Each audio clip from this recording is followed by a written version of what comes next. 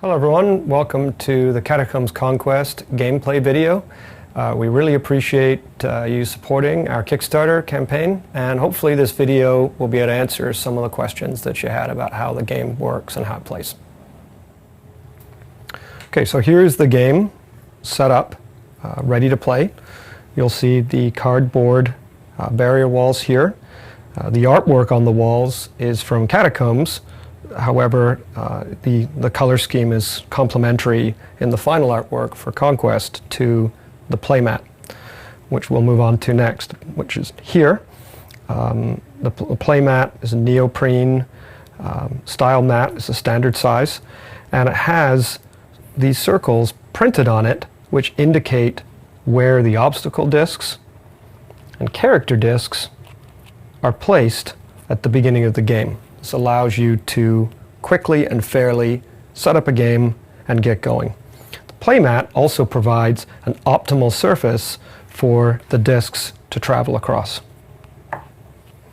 So here are the other elements as well that we have: the turn trackers, health tokens, range discs, and cards. So we'll get right into playing, and we'll just take you through how the game plays. Okay, so we're going to proceed with playing through a game. I've got myself and my brother here, and he's going to play the sword team, and I'm going to play the skull team. We've drawn our initial hand of cards, and I'm going to let the sword team go first, so you're up to play a card. Okay, so my brother's played Rusan, the chicken champion.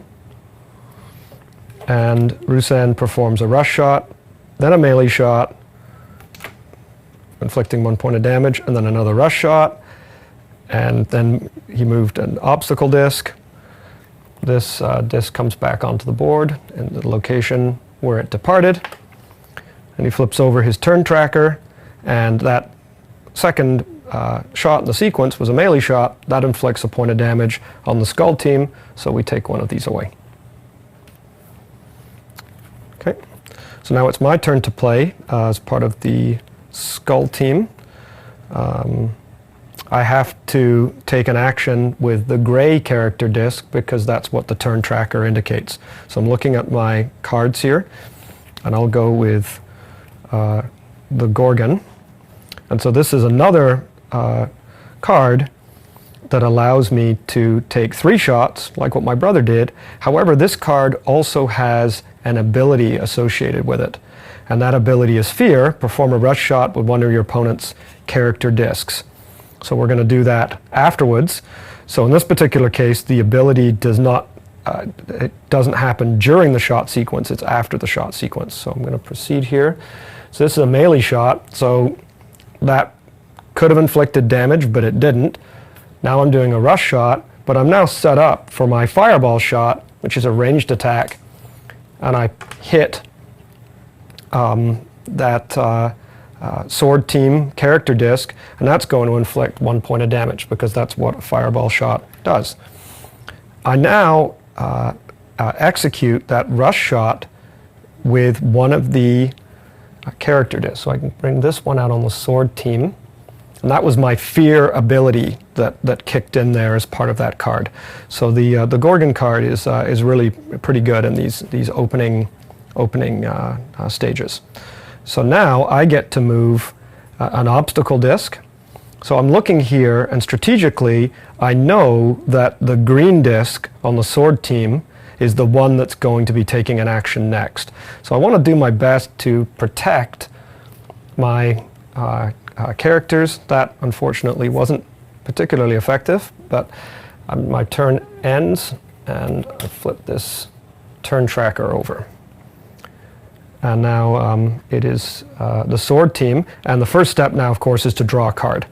So we draw a card, and then we proceed from there. So my brother's going to play the forest sprite, and she has a sequence of missile, then rush, then missile. So that first shot was a miss, then the rush shot, and then the missile shot, which inflicts a point of damage. So that comes off here. Now, the other part of the forest sprite is the opportunity to heal life. So my brother now can heal those points back. So he now has more life, more health tokens than when he first started, which is permitted in this game. We actually don't have the health bank shown in the shot here, but it would be there. Okay, so that's the obstacle disc that's been moved, and the final step, of course, is to flip the turn tracker piece. Yeah. So that's my turn. I'm drawing a card, the Skull Team, and so let's show how this works. So it's my purple character disc to go, or blue character disc rather, to go. And I'm going to play the Assassin card. So I flick the blue character disc, and now I have a choice because the longbow ranged shot allows me to take a shot from either character disc on the mat. So I can take my range shot using the gray disc, which is exactly what I want to do, which now inflicts a point of damage to the sword team. Now, the other part of this card is ambushed, and that ability triggers the following effect: an opponent discards a card of their choice from their hand. So my brother will do that now. He's going to discard that card. That happens regardless. So he discarded the watch guard. Now I get to move my obstacle disc. I know that it's the purple sword character that's going to be taking an action. So I'll do my best to disrupt that by using the obstacle disc in that fashion. And then I'm flipping over my turn tracker token. So my brother now, it's his turn. He's drawn a card, and he's up now for the sword team. And he's playing Oleira, the elf, and she's doing a rush shot and then a target longbow shot. This is the first time that we're seeing this. He's designated this gray character disc as his target. So now he gets to move, and because he missed with that first shot, where the longbow disc ended up on the mat, he gets to execute another attempt. The longbow range token is then removed, and I've taken a point of damage. So now it's my turn, and I'm going to draw a card. And this is the Tomb Zombie, so I'm going to play him immediately. So the Tomb Zombie has 2 rush shots, and he also has the surprise attack ability, and that is may play another card from your hand. So the Tomb Zombie is not actually inflicting any damage, but it allows me to position my character disc, in this case the gray character disc, optimally so that I can play my next card. So I'm going to move my gray disc down here. I technically get to move him again, so I'll do that.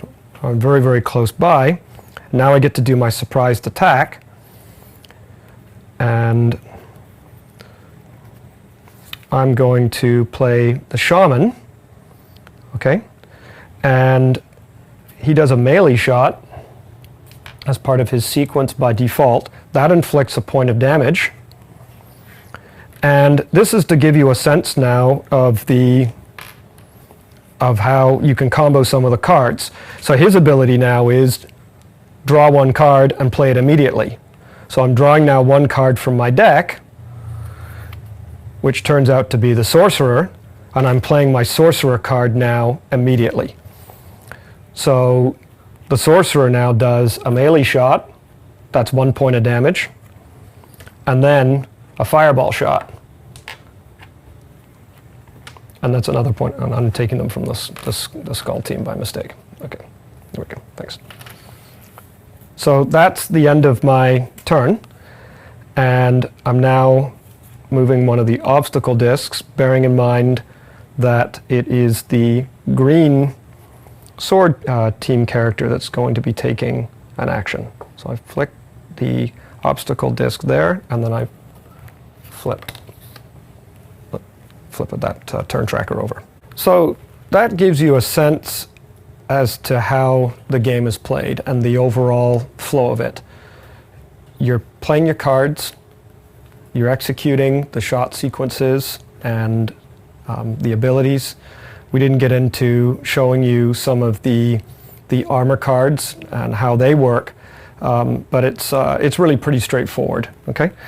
Now I want to talk a little bit about some of the stretch goal ideas and where we think we can take those. One of them that we had that we thought was kind of interesting was to provide an alternate set of character discs that are this extra small, as we refer to them, size, shrinking all of the characters down. So you'd now be using these little tiny discs to execute your shots. The other idea that we had is this idea of like a neutral character. So this is a skeleton warrior from Catacombs that's just acting as a stand-in for this. But the idea is that you would get a card for one of these neutral characters, and when you do, you can perform an action with them instead. So if you don't have one of those cards, what you're doing is you're just treating them like a normal obstacle. Okay? But if you do, then you can do something different with that specific neutral character without exposing your own character discs to unnecessary risks.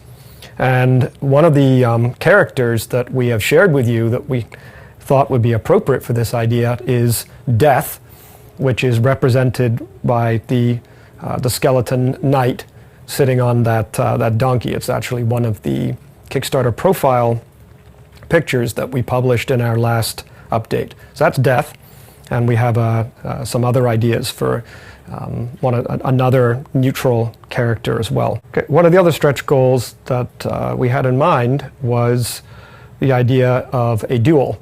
You would have two specific characters, and you play cards specifically for that character that you're controlling.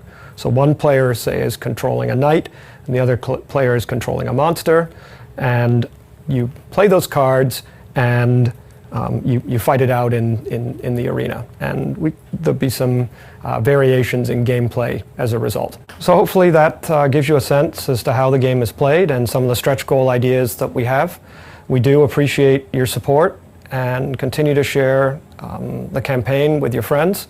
I think it's going well, and we look forward to any further feedback or questions that you might have on the comments, and we'll get back to you. And yeah, this has been great. Thanks.